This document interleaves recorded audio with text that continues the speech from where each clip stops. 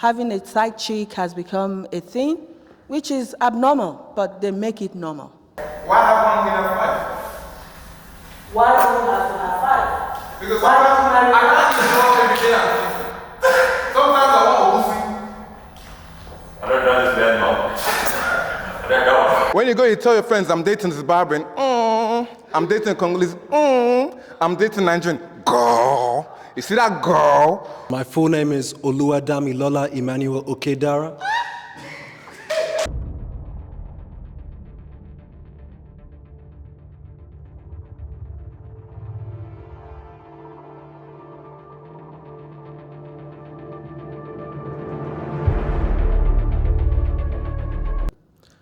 Nigerian food is underappreciated in Melbourne. 3, 2, 1.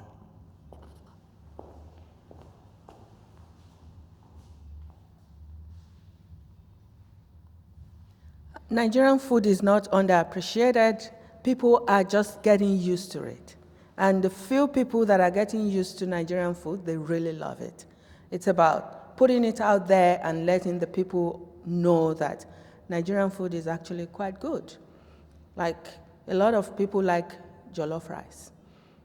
They even take orders for jollof rice. They come to me for jollof rice. So we'll continue to educate the people about Nigerian food. So I think it's because they don't know it. Once they know it, they love it. I agree with Auntie there. I feel like there's not enough restaurants. Just the fact that there's not enough restaurants, enough aunties that actually know how to cook it the authentic way, how Nigerians do it. And I don't feel like they want to put the time, the money, and investment in doing that. But once you taste authentic Nigerian food, nobody can deny it. That's my take, my niggas.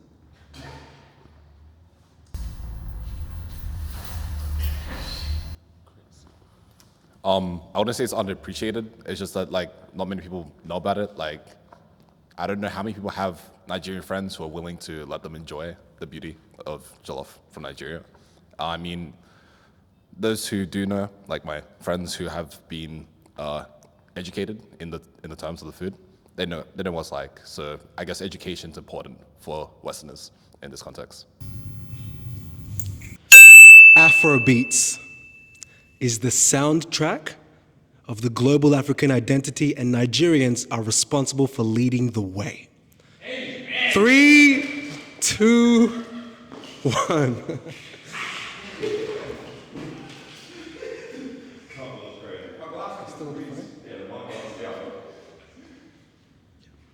I agree. There was an Indian wedding, and they played Afrobeats the whole time. So we are leading the way. Even before the recent Afrobeat, there was the original Afrobeat by Fela Anikulapo Kuti, and it's played everywhere, globally. So we are leading the way.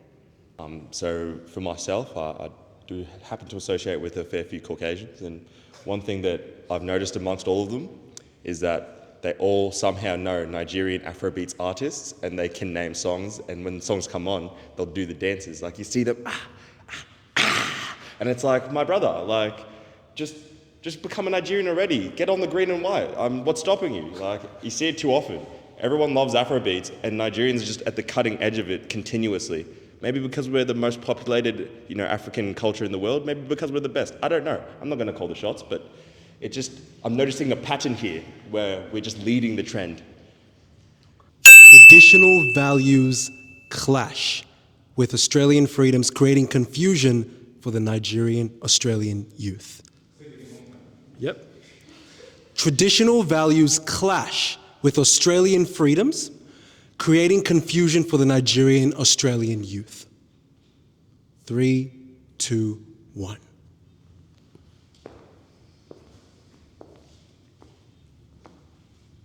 I guess you could say yeah, because it's probably harder to adapt to. Coming from Nigeria, we grew up under a lot of different circumstances.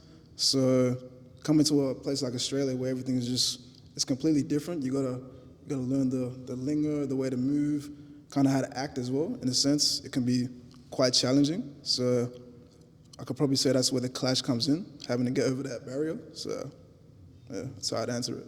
Nigerian values and Australian values do clash, and I think that a lot of the freedoms that people have in Australia are normally like considered taboo in Nigerian culture. However, the ending of the question, saying that it causes confusion for Nigerian Australians, I think a lot of Nigerian Australians are brought up in very like profound values, and it's very hard to shake their kind of like the ideology. So like in my mind, like when it says confusing Nigerian Australians, I think a lot of Nigerian Australians have their heads screwed on straight. I think their parents have done a very good job of raising them. So I don't think there's like really much confusion, but the cultures clashing is definitely prominent, yeah.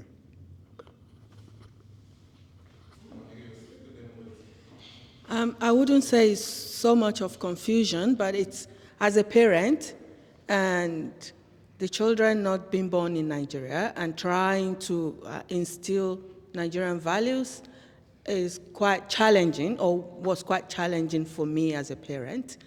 And even not living where a lot of Nigerians are, it was hard to explain a lot of things and why we do things a certain way, which might cause a bit of confusion for the children until an identity crisis sometimes. So that's why I agree that sometimes it's a bit confusing, especially for children that were not born in Nigeria or have never visited Nigeria, to understand why they have to do things a certain way. Yep. I guess for just a bit of context, that is literally my mother. So like hearing her speak, it kind of made me, I guess, recontextualize something that I was thinking about growing up, where it's like, I wouldn't say that I was confused or like at a crossroads between the Nigerian culture and the Australian culture. It's more of like a balance of, finding what values that align with, the life that I want to lead and the values that my mum and my dad have instilled in me. But then in saying that, it's like listening to her speak, she's 100% correct, where it's that lack of, a wider Nigerian community, you kind of get lost in that Australian identity of, it's like, oh, we'll go play footy, mate. We'll go have a few tins after work, eat a meat pie, something like that, mate. But it's like, there really is a bit more going on, and it kind of washes over you when you're just constantly exposed to it, as opposed to being mindful of saying like, what is actually influencing me, and where do the values that I really align with end up actually coming from? Like, are these something that my family would be proud of, or is this something that I picked up at the footy club? Like, yeah. We will have to Don't listen to this guy. He doesn't even eat African food. The Nigerian community in Melbourne is too focused on competing with each other instead of collaborating. Yep. The Nigerian community in Melbourne is too focused on competing with each other instead of collaborating. 3, 2, 1.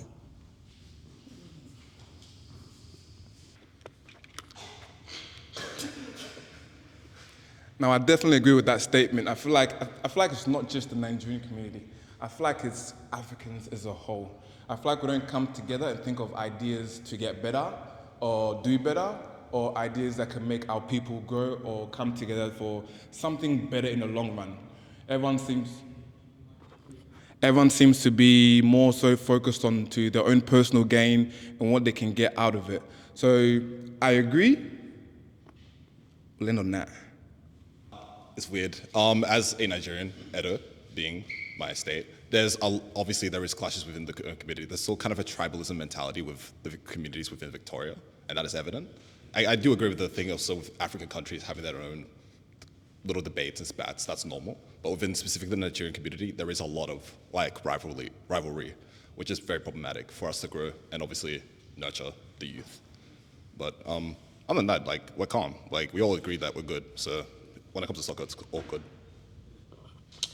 Yeah, just kind of piggybacking off that, it's like, I wouldn't say that, it feels like a constant competition, but then when you're actually out there, is that sense of camaraderie between, different black people. But then when there is almost when it's positioned as if there's a prize that can be won, it immediately flips, where it's we're not all lifting each other up, where it's how am I going to get it on top of you? But then the moment that kind of prize mentality fades, it's like, all right, we're all in this together. But then, like, I don't know, you put a couple of, you know, handsome young boys and then one girl, they'll start, like, you know, cutting each other at the kneecaps, fighting over her. But the moment the girl's gone away, it's like, oh, my brothers, we're in this together. Like, where did the switch up come from?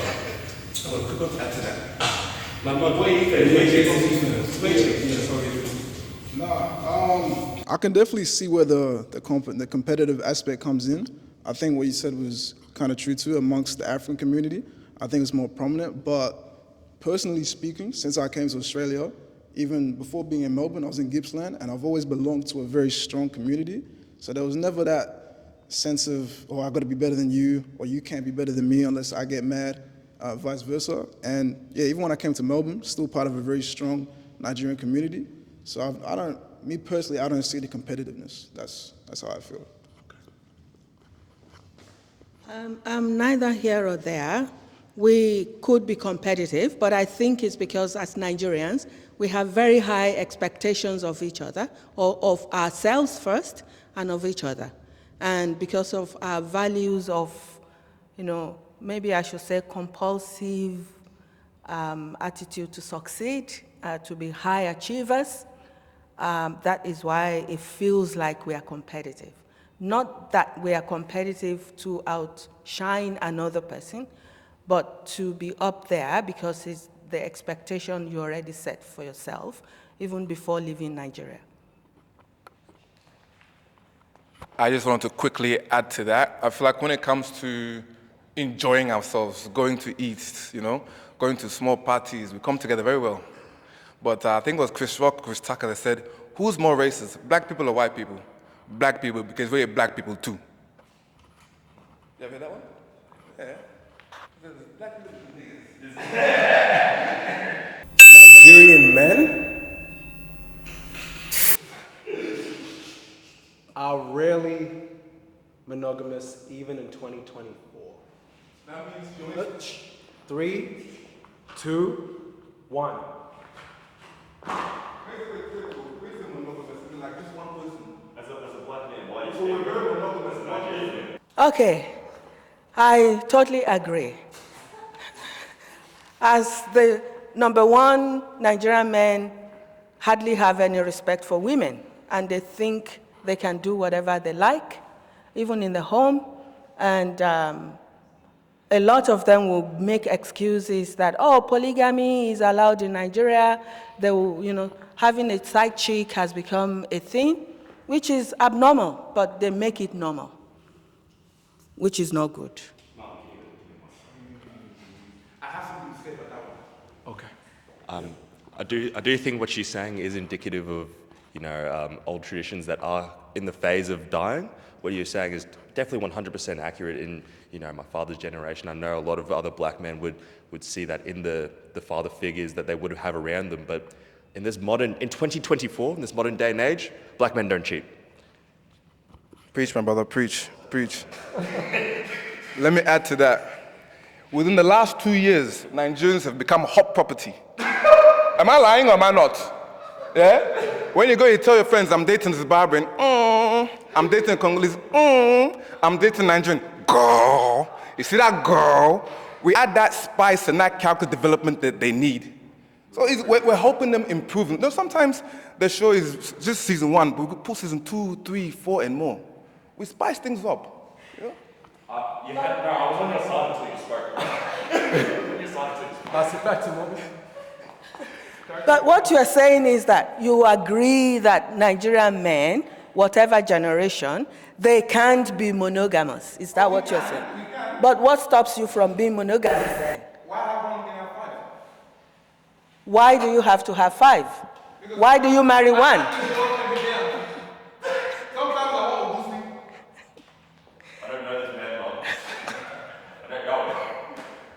Anyway, if you want to do that, this is what I tell people. If you want to be polygamous, go back to Nigeria and be polygamous.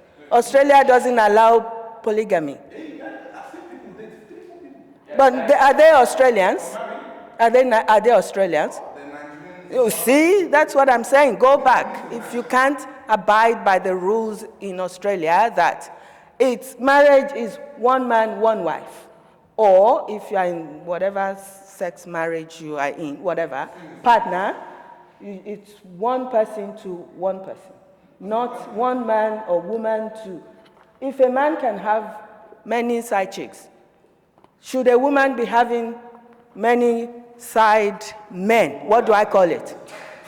So it should be equal. Unfortunately, a lot of Nigerian men have the mentality of children.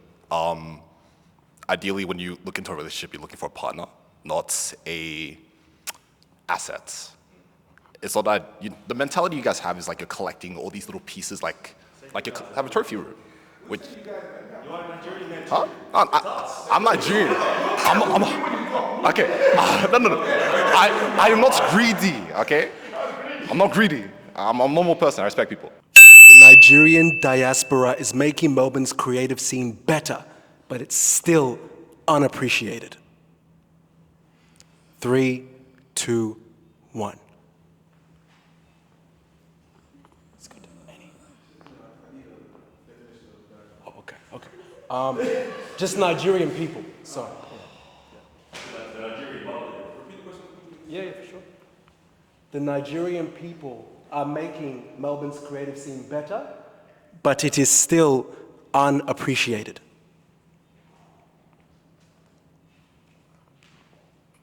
I'll have to stay right here in the middle because it's like Nigerian people, everyone knows that we're like that. We are making things better, and I feel like people do know that. As in, obviously, it's like the level of contribution that is being made is just limited by the number of Nigerians that are in this country. We are a minority, so there's only so much impact that we can have.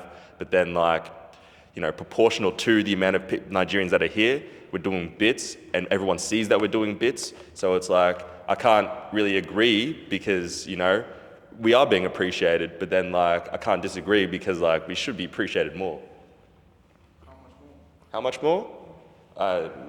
Well, as in after what you said, I don't think we should be very much more, but still. That's what I'm saying. Good talk.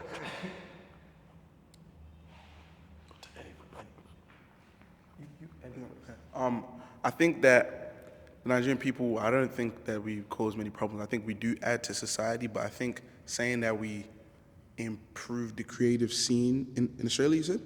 And I think in saying we improve the creative scene, I don't think with that, we're still a minority, we don't have that much population and that much influence in the whole of Australia. But I think from what I've seen, many Nigerians have a lot of creative minds, and I think even this as an example, a lot of Nigerian minds do add to the Australian creativity scene. But I think saying that we add to it and it's underappreciated, I think no one's going to go out of their way, and I don't expect them to say Nigerians are making Australia so much better. But we are, but it's not like a statement that should be said and paraded around. It's not like we're doing amazing, massive things, but I think we still add to the Australian creative scene, for sure. I don't think we are underappreciated. I think we are still growing in the creative environment because most, according to Nigerian values, everyone has to be highly, highly educated. So, and that prevents people from entering the creative scene. So we just need to continue to educate the community so they know that, we need that creativity. We need to put ourselves out there more. Not that we are not appreciated, but we are not doing enough. Say something on adding on to what I was saying. I think Nigerians only started migrating to Australia not long ago, so I think most of the population of Nigerians are still young, are still 18 to 25. So I think in the next 5 years, next 10 years, you could see that creative influence from Nigerians increase more, but as she said, we're still growing. So you can't really make that statement now, but I think in the next 5 to 10 years, it could improve and be noticed more. I love being Nigerian Australian. 3, 2, 1.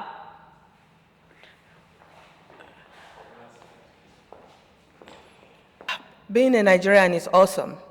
And because we are very special. We're special people. We bring a lot of fun, creativity, and identity, and finesse into everything that we do. So I love being a Nigerian. I would rather call myself a Nigerian than to call myself an Australian. Cameraman, remember here? And look at me when I say this one. I enjoy being Nigerian. What I love about it is just the culture, the food, how we carry ourselves, how vibrant we are. I don't think I've met any Nigerians that can't dance. Maybe today, but we'll find out. But it's in our culture to be happy. It's in our culture to dance. It's in our culture to eat good foods. It's in our culture to be athletic. There's a lot of positives coming out of it. I mean, some negatives, but so that's like same with everything. Get me twisted. I absolutely love being Nigerian. Also love being Australian. But then I also find that like I hang in a bit of a multicultural group. I just feel like I'm most valued when my ethnicity, my race is kind of just taken out of the picture and people can just appreciate me as a person. Like being Nigerian is all cool and fun, but it's like when I'm meeting a client for the first time and they're like, oh yeah, where are you from? Oh yeah, I'm from Hawthorne. No, where are you really from, mate? Like sometimes I just want to like leave that at home and just carry on with my day. You know, you can appreciate the culture, but like there is more to me than my Nigerianness. There's more to me than my blackness, and I don't know. It's just ruins it sometimes when people can't like take both at the same time. So my full name is Oluwadamilola Emmanuel Okedara.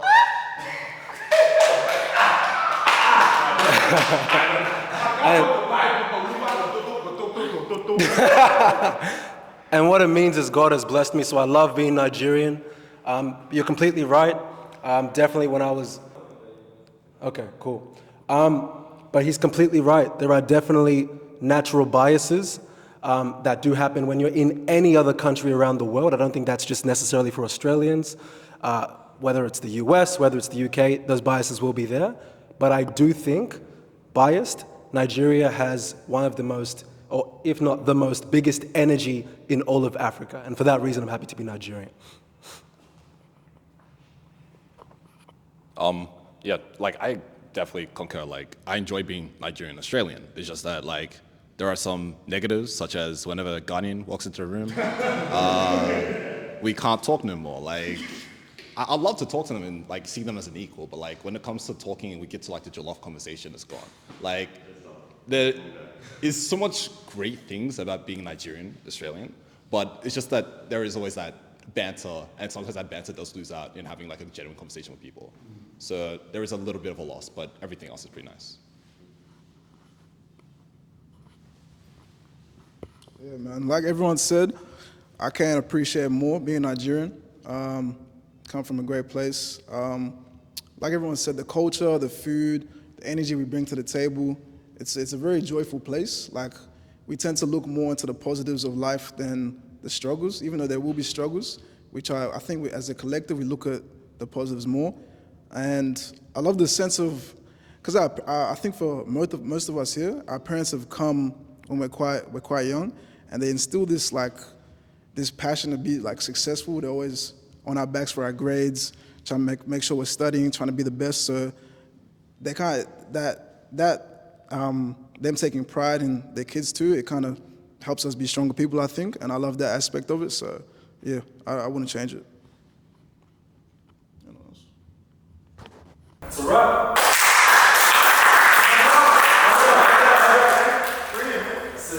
I think everyone should break into dance.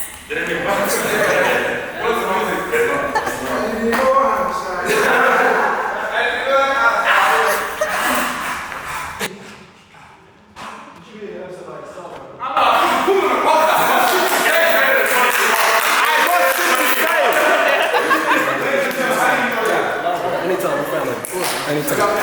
Love you. Good stuff.